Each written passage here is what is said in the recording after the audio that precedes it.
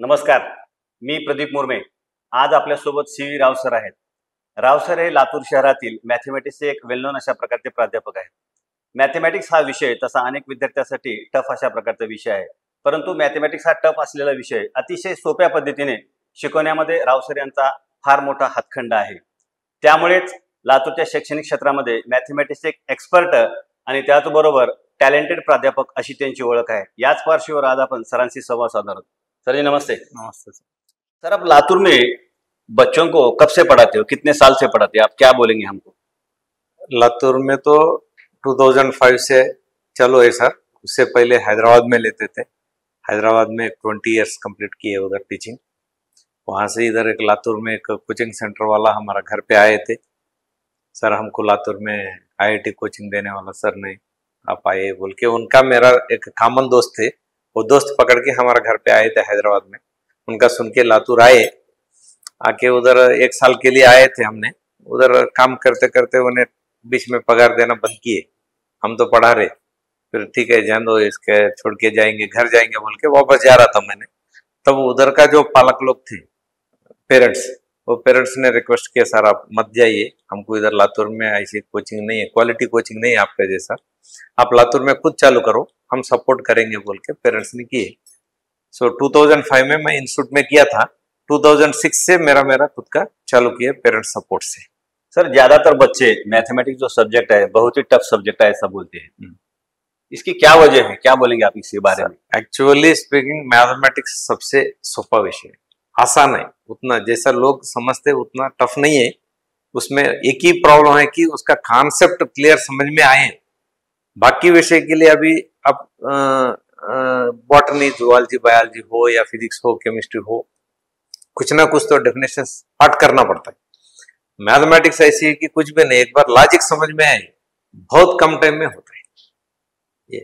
ये प्रॉब्लम ऐसी है कि हमको स्कूल में बेसिक्स बराबर नहीं रहने से बच्चों को थोड़ा ऐसी फीलिंग है. हर एक 10वीं, अभी सरकार भी सोच रहे है कि 10वीं तक मैथ्स ही निकालने का. अगर ऐसी सोचे तो फ्यूचर में इंजीनियर नहीं बनेगा हिंदुस्तान में. बराबर. मगर ज्यादातर बच्चे हैं कि मैथमेटिक्स की जो स्टडी है वो स्टडी कैसे करनी चाहिए ये भी मालूम नहीं. इसके बारे में तुम हमें क्या बता देंगे? कुछ नहीं सर, मैं वही बोल रहा, लॉजिक एक बार समझ में आए. सही बोलना है तो मैं 8th क्लास में मैथ्स फेल्ड स्टूडेंट था. हाँ, 8th क्लास में मैथ्स फेल्ड था. हमारा टीचर ऐसी था कि उन्हें पाठ करने को लगाते थे.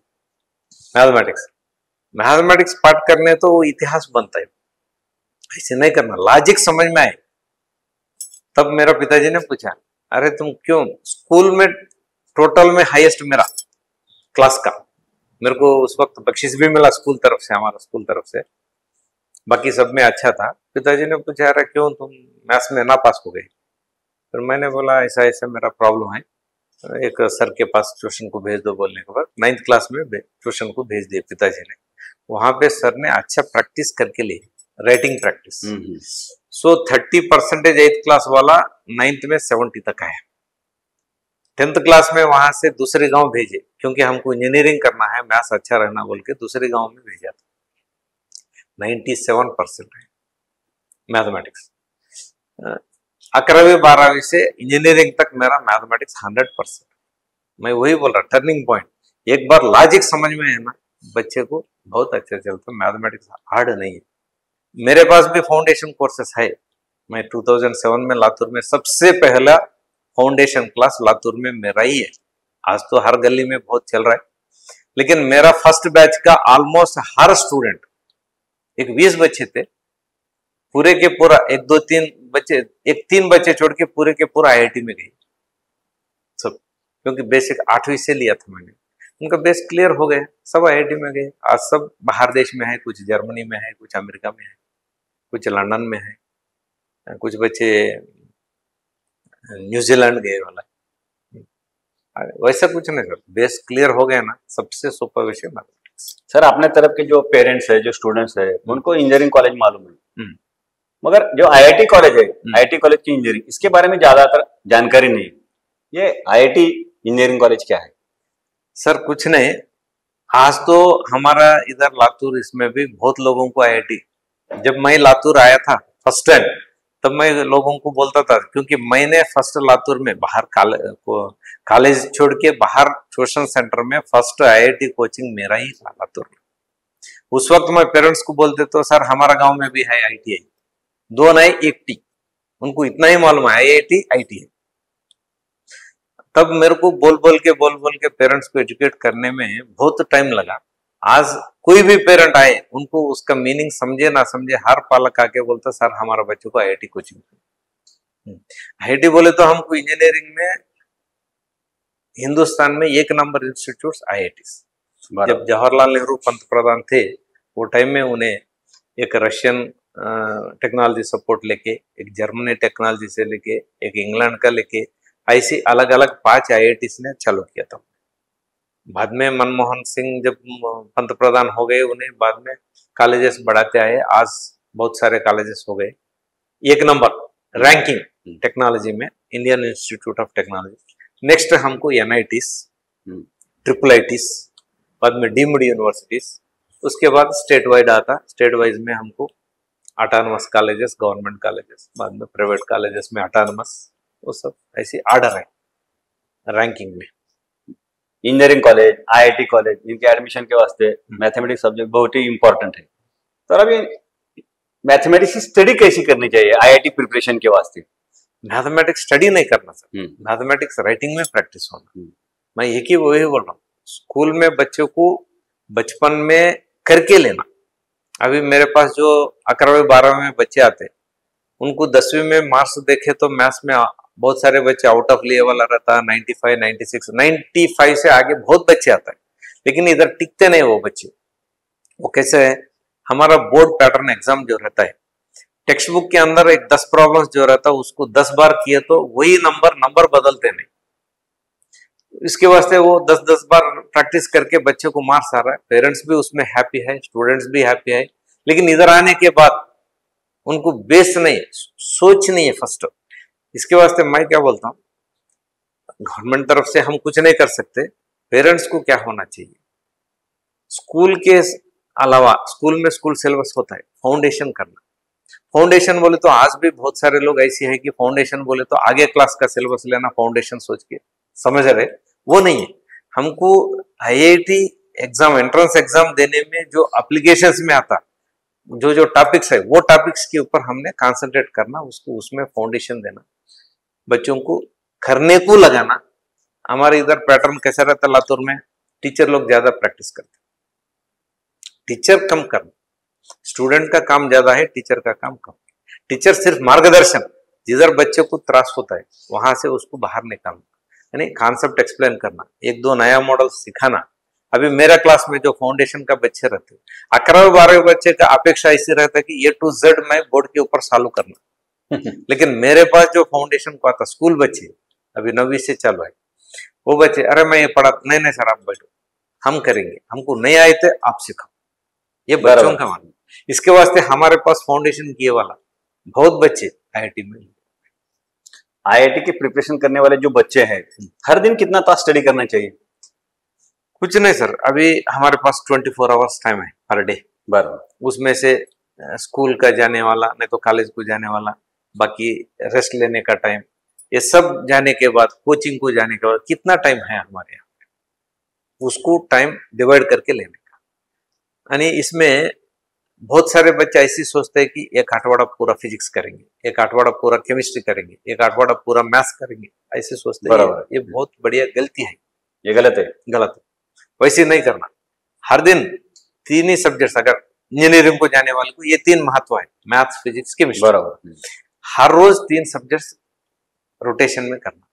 ये कदा समझो हमारे पास सब टाइम जाके 6 आवर्स है per day, 2 hours maths, 2 hours physics, 2 hours chemistry, generally 6 hours बोले तो उनका जो स्कूल का शेड्यूल, बाकी रेस्ट का टाइम, वो सब जाने के बाद समझो पढ़ने के वास्ते 6 आवर्स है, उसमें से 2 आवर्स तीनों को डिवाइड करना। अगर ये कदा विषय में स्टूडेंट को दिक्कत है, समझो 3 में कुछ प्रॉब्लम है, 3 इक्वली चल रहा है, इक्वली टाइम डिवाइड करके करने का। कुछ बच्चे को क्या होता है, मैथ्स अवगढ़ जाता है, तब मैथ्स का टाइम थोड़ा ज्यादा करना, 2.5 तास मैथ्स। यानी तुम्हारे इस कहने से कि 6 या 7 तास अगर डेली बच्चा नहीं कंटिन्यूसली जितना स्टडी उनके करेगा। पास है, जितना उनके पास है उसके हिसाब से डिवाइड कर, कॉलेज का टाइम जाता है पर डे, आणि नींद का टाइम रहता है, रेस्ट लेने का, बाकी खाने का, ये सब जाने, और कोचिंग को जाते बच्चे, ये 24 आवर्स में सब जाने के बाद उनको खुद प्रैक्टिस के लिए कितना घंटा है उसमें से इक्वली डिस्ट्रीब्यूट करना। ये कदा विषय टफ जा रहा है उसको, मैथ्स को, तो या उसको फिर फोकस करना उसको थोड़ा बाकी से टाइम ज्यादा देना, देखिए बाकी को एडजस्ट करना। तो जो लातूर जो सिटी है, आपको मालूम है लातूर पैटर्न इसके वजह से पूरे स्टेट में फेमस है, और लातूर में पूरे स्टेट में से बहुत से बच्चे इधर है। आप तो ट्यूशन एरिया में रहते हैं, आपका क्लास ट्यूशन एरिया में है, तो ज्यादातर बच्चे अगर आप देखेंगे तो जेई और नीट की प्रिपरेशन करते हैं। मगर लातूर के जो बच्चे हैं, यहाँ जो स्टडी करते हैं बच्चे, क्लास करते हैं, उनमें से ज्यादातर बच्चे नीट की जो एग्जाम है वो क्रैक करते हैं। और उसके कंपैरिजन में अगर आप देखेंगे तो अभी जो आप बोले है जेई की जो एग्जाम है वो क्रैक नहीं करती। इसका क्या वजह है, इसकी क्या क्या बोलेंगे इसके बारे में? कुछ नहीं सर, जो अभी मेरे को 20 इयर्स कंप्लीट हो गए लातूर में, इतना साल में मेरा अनुभव क्या है, बेसिकली इधर स्कूल में मैथ्स बेस कच्चा है बच्चों को, वही फट करके आने से सोच नहीं है करने का, ये एक डर है उनका मन में, कब कब 10वीं में मैथ्स कंप्लीट होता उससे दूर चलेंगे, वो एक रीजन है। अभी आप भी देखिए, अभी एक कोचिंग सेंटर में 100 बच्चे हैं, समझो 100 में से 80-90 बच्चे पीसीबी का रहता है, बराबर 5% या 10% पीसीएम का रहता है। उसमें भी देखिए, फिर 100 बच्चे एग्जाम दिए तो मेडिकल को लग रहा, समझो आपको 100 में से एक 60 बच्चे लग रहा है, इधर 10 बच्चे में से 8 बच्चे लग रहे हैं। वो 60 आणि 8 देखने से इसका नंबर ज्यादा दिख रहा है, इसका नंबर कम दिख रहा है। परसेंटेज वाइज देखे तो अभी जेई का जब मैं आया था तब से अभी बहुत बढ़ गया।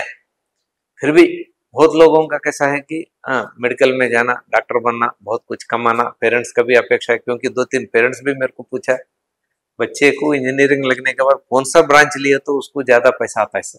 पैसा पेरेंट्स मेरे को पूछा था सर, इधर आके बड़ा बुरा लगा, लेकिन क्या करना, हर एक का अपना अपना ये रहता है। ऐसी डॉक्टर बोले तो बहुत कमाई होता, देख के ना, ये डॉक्टर इतना कमा रहा, वो डॉक्टर इतना कमा रहा, हमारा बच्चा भी डॉक्टर होना, कमाना, यही टारगेट पेरेंट्स को है। इसलिए कुछ कुछ पेरेंट्स ऐसी भी आए मेरे पास। एक स्टूडेंट लड़की थी, मेरे पास फाउंडेशन की है 10वीं तक, बहुत अच्छे प्रोग्रेस किए, वो पेरेंट्स दोनों डॉक्टर्स थे, वो लड़की को इंजीनियरिंग करना है, लेकिन घर में फोर्स है कि डॉक्टर बनना चाहिए, डॉक्टर बनना। फाइनली क्या हुआ? दोनों लेके आए मेरे पास, पेरेंट्स स्टूडेंट को लेके आए थे, मेरे को बोले सर, मैं बोला उनको जो इंटरेस्ट है वो करने दो ना, बराबर। हाँ, हम फोर्स करने से वो दोनों कौन सा लाइन में गए तो सिलेक्शन होती, लेकिन डॉक्टर साहब ने बोला कि सर मेरा कुछ नहीं, मेरे को कुछ प्रॉब्लम नहीं। मैडम ने बोला कि मैडम का फोर्स है डॉक्टर बनना। मैं बोला मैडम क्यों फोर्स कर रहे हैं आप? कुछ नहीं सर, लड़की है, इंजीनियरिंग करके किधर तो कंपनी में जाके ये करने से, डॉक्टर है ऑलरेडी हमारा सामने रहते, घर पे रहते, वो सेफ साइड रहता बोल के उनका। तो जो लातूर सिटी या लातूर पैटर्न है, इसमें अगर आप देखेंगे तो ज्यादातर जो कहीं फोकस है पेरेंट्स का और स्टूडेंट्स का वो कोचिंग क्लासेस पे है। क्या ये सही है? सर सही बोलना है तो मैं वही बोल रहा हूँ, हर चीज बेसिक से चालू होता, स्कूल लेवल पे परफेक्ट हो गया, कॉलेज लेवल पे कोचिंग करने की जरूरत नहीं, अपना अपना खुद कर सकते हैं। कॉलेज में बहुत कुछ हो जाता है, ये कदा विषय 3 का 3 अभी पीसीएम है या पीसीबी है, 3 का 3 लगाने का जरूरत नहीं। लेकिन हमारा लातूर पैटर्न में ये है कि पेरेंट का भी इंटरेस्ट है बच्चे को हर विषय को ट्यूशन को भेजने का है। मैं कभी भी कोचिंग लिया नहीं, सिर्फ वो जब 8वीं फेल हो गया 9th क्लास के लिए मैं कोचिंग, 10वीं में कोचिंग नहीं, मेरे 11वीं 12वीं कोचिंग नहीं। इंजीनियरिंग में मैं खुद घर बैठ के मेरा स्टडी किया, किधर कोचिंग नहीं। जब हमारा बेस पक्का हो गया उतना कोचिंग का जरूरत नहीं सर, लेकिन पेरेंट का डर है। बराबर। हाँ, कितना भी मैं मेरे पास आए वाले को मैं बहुत बोलता हूँ सर ये मत करो, लेकिन उनको क्या लगता है कि हम पीछे पड़े तो बाद में नुकसान होता बोल के पेरेंट्स का डर के वजह से कोचिंग को लगा। सर अभी आप बोले कि पिछले 20 साल से आप लातूर में पढ़ाते हो, पिछले 20 साल से आप लातूर में रहते हो, तो ट्यूशन एरिया लातूर पैटर्न, इसके बारे में प्रोफेसर सीवी राव क्या कहते हैं? ट्यूशन एरिया बोले तो ये टोटली, क्योंकि पेरेंट्स का जो इंटरेस्ट है उसको ये करने का ना सर, अभी ऑलमोस्ट आजकल एजुकेशन कमर्शियलाइज हो गया। पहले ऐसी नहीं था, अभी कमर्शियल हो गया। कमर्शियल कोई भी कमर्शियल एटीट्यूड में क्या करते हैं, सामने वाले का जो वीकनेस है उनको एनकैश करने का और डराने का, उनको ये करना होगा, ऑटोमेटिक कोचिंग सेंटर बढ़ते जा रहे हैं। सही में तो उतना जरूरत नहीं, वो कहाँ से आना, पेरेंट तरफ से आना, स्टूडेंट तरफ से आना, उनका बेस जब ये सब मोल्ड ये रहता, रूट जब पक्का हो गया ना, वो खुद बोलेगा मैं घर बैठ के कर सकता हूँ। थोड़ा सा गाइडेंस रहे तो चलता हो। आजकल तो हर जगह पे कोचिंग अच्छा मिल रहा है, मटेरियल मिल रहा है, लेकिन उसके बारे में हर एक अपना अपना सोचना चाहिए। हम तो वही बोल रहे हैं। सर अभी आप बोले कि लातूर पैटर्न में बहुत से लोग कमर्शियल हो गए, मगर सीवी राव सर यानी आप एक आइडियल अध्यापक है और आप कमर्शियल नहीं है, इसके बारे में आप क्या कहेंगे? नहीं, एक लातूर पैटर्न में कमर्शियल नहीं बोल रहा सर। हर जगह पे हमारा हिंदुस्तान में, आप लातूर ही नहीं, आप कौन सा इसमें भी गए, हर जगह पे एजुकेशन कमर्शियली हो गया। इंस्टीट्यूट वाले ऐसी बना रहे, मैं भी बहुत सारे इंस्टीट्यूट्स में काम किया था, उधर बहुत कुछ मेरे को फोर्स भी किए, सर आप ऐसी बोलते रहो वैसी। इंस्टीट्यूट छोड़ के आया, लेकिन मेरे को कैसा है, मैं एक दत्त संप्रदाय से चलता हूँ। इसके वास्ते हमारे इंस्टीट्यूट का नाम ही सदगुरु, गुरु अलग है, सदगुरु अलग है। बराबर। वो नाव रखे, 2-3 पेरेंट्स भी मेरे को पूछे, सर नाव बहुत अच्छा रखे आपका इंस्टीट्यूट का। ऐसी बोले, 100 पेरेंट का भी 2 बच्चे थे, दोनों मेरे पास ही किए।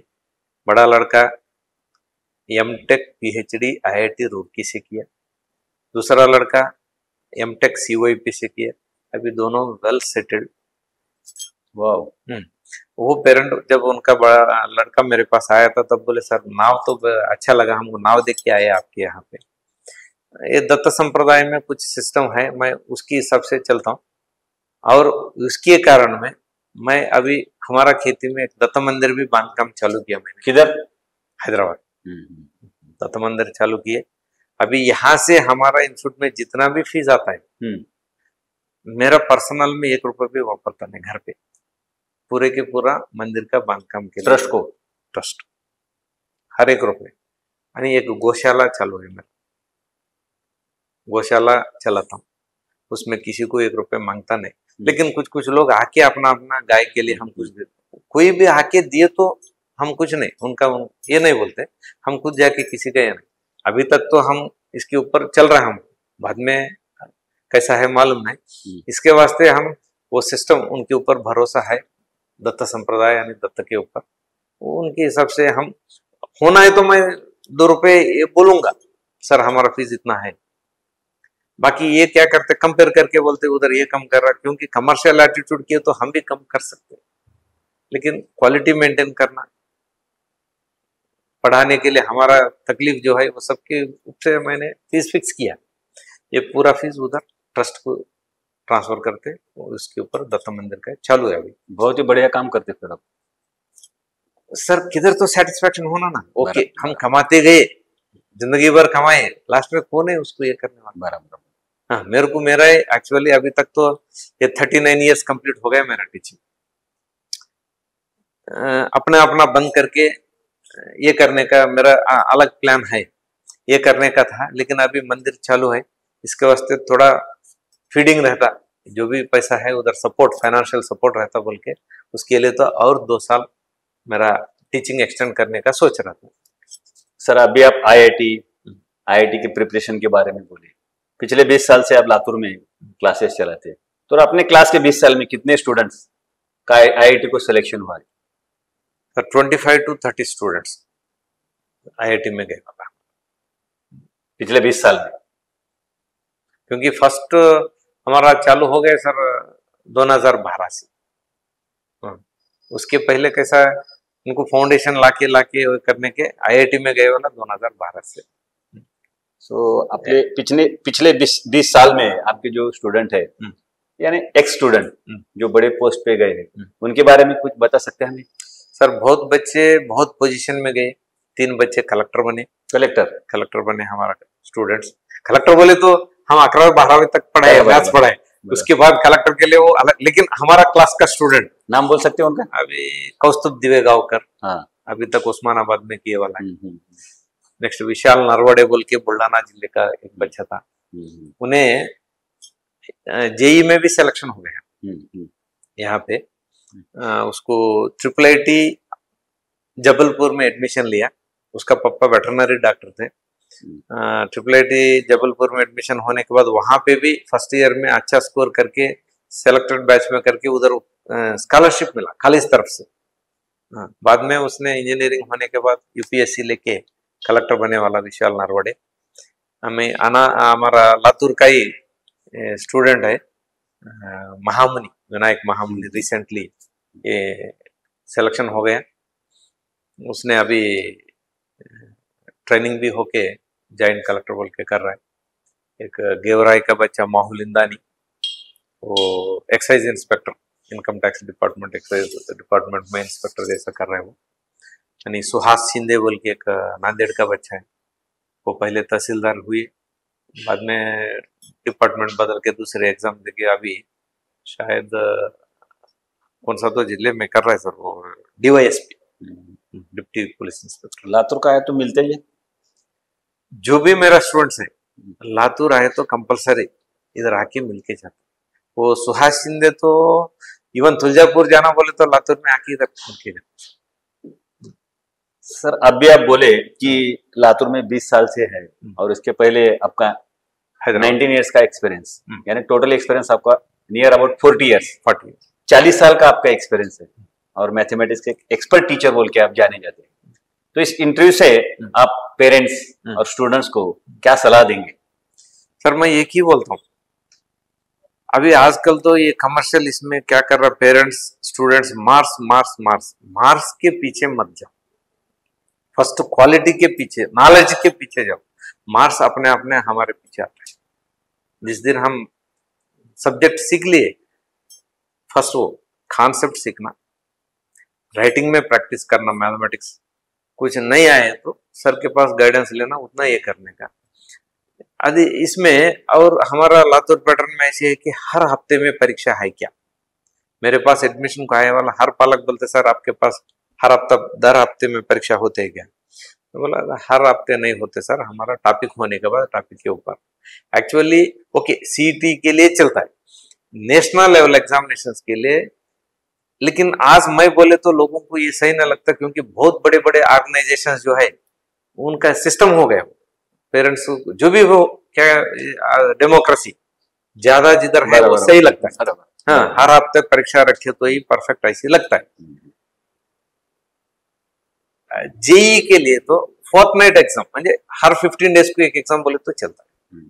क्यों हर हफ्ता बोले तो ठीक है सर, अभी इधर कैसे बहुत सारे जगह पे एग्जाम रखने का, उसका की देने का, नहीं तो सॉल्यूशन देने का, बच्चे घर जाके कभी भी देखता नहीं उनको, ऐसी एग्जाम से कुछ फायदा भी नहीं। अभी मैं क्या करता हूँ, एग्जाम हो गया समझो, एग्जाम होने के बाद उसका पेपर डिस्कशन को 2 दिन लगता है मेरे को, ठीक है। हर हफ्ता एग्जाम रखी, एक संडे एग्जाम रखी, मंडे ट्यूसडे 2 दिन उसका डिस्कशन के लिए जाता है। फिर बाद में कितना दिन सर, 1 दिन एग्जाम 2 दिन डिस्कशन, 7 दिन में 3 दिन गए, 4 दिन में पढ़ाए वाला सिलेबस के ऊपर नेक्स्ट एग्जाम लेना बोले तो जेई के लिए क्वेश्चन में क्वालिटी नहीं आता। जो भी एग्जाम बोले तो रख सकते, वो जेई लेवल का नहीं होता। इसके वास्ते कम से कम सिलेबस होने के लिए टाइम लगता, बाद में उसके ऊपर क्वेश्चन देने के लिए हम क्लास में सिखाए वाला कभी भी एग्जाम में देना नहीं, वो मॉडल में क्वेश्चन बदल के देना, तब सोच होना बच्चे को। अभी बहुत सारे क्या करते हैं, क्लास में जो सिखाए वही नंबर एज इट इज, और रट मार के आ रहा है, मार्क्स आ रहा है, पेरेंट्स हैप्पी। वैसे नहीं होना चाहिए। एक ही बस एक सोच बढ़ाओ, क्वेश्चन नया भी आए। एक आपको बोलना है, मेरा इंजीनियरिंग में सर, मेरे को इलेक्ट्रिकल इंजीनियरिंग एंड इलेक्ट्रॉनिक्स बोल के हमारा एक पेपर था, मेरे को उसके ऊपर इतना डर लगता था कि मेरा इंजीनियरिंग कंप्लीट होता लेकिन ये पेपर नहीं होता। पास राव सर भी डरते थे वो पेपर के लिए डरता, क्योंकि हमको सिखाए वाला सर एमटेक होके आके सिखाता था, लेकिन साल भर उन्हें जितना हमारा क्लास में सिखाया, एक भी प्रॉब्लम उनका बोर्ड के ऊपर बरोबर आया नहीं। उसके ऊपर मेरा ये हो गया। फिर मैं हमारा काका को बोला, मेरे को ये पेपर डर लग रहा है। फिर उन्हें एक सेंट्रल गवर्नमेंट इंस्टीट्यूट में डिप्टी डायरेक्टर था मेरा काका, उनका कोवर्कर था, इनका मैकेनिकल इंजीनियरिंग है, कोवर्कर है, उनको बोला, एक तमिलियन सर थे, उनको बोला अरे हमारा बच्चे को थोड़ा इंजीनियरिंग इलेक्ट्रिकल के बारे में डाउट है, थोड़ा उसको डाउट्स क्लैरिफाई करो। उस सर ने मेरे को सिखाया। तब टाइम कम था, हम एग्जाम पास होने के लिए उतना टाइम नहीं था। सर ने क्या बोले, ट्रांसफार्मर्स बोल के, वो टाइम में अभी शायद अभी 11-12 में भी आया होगा फिजिक्स में, वो टाइम में हमको इंजीनियरिंग में रहता था। वो बड़ा टॉपिक है, कंपलसरी क्वेश्चन, 100 मार्क्स में 20 मार्क का क्वेश्चन कंपलसरी। हमारा सर ने इतना ही सिखाया, अरे बाबू इतना सीखो, ये कंपलसरी हुआ तो भी हमारा टाइम उतना नहीं, पढ़ाए तो भी तुम करने को नहीं होता, तुम बाकी पक्का करो बोल के। मैं इंजीनियर एग्जाम को गया था, एग्जाम दिए, बहुत बुक लग रहा था, घर पे भी नहीं गया, डायरेक्ट एग्जाम सेंटर से हमारा सर के ऑफिस में गया, क्योंकि पास होता है क्या नहीं मेरे को डर है। क्योंकि ट्रांसफार्मर को मैं हर क्वेश्चन लिखने के बाद कितना मार्क्स आता है हमको, 100 को 50 आए तो पास सर, 49 आए तो ना पास हमारा कोर्स।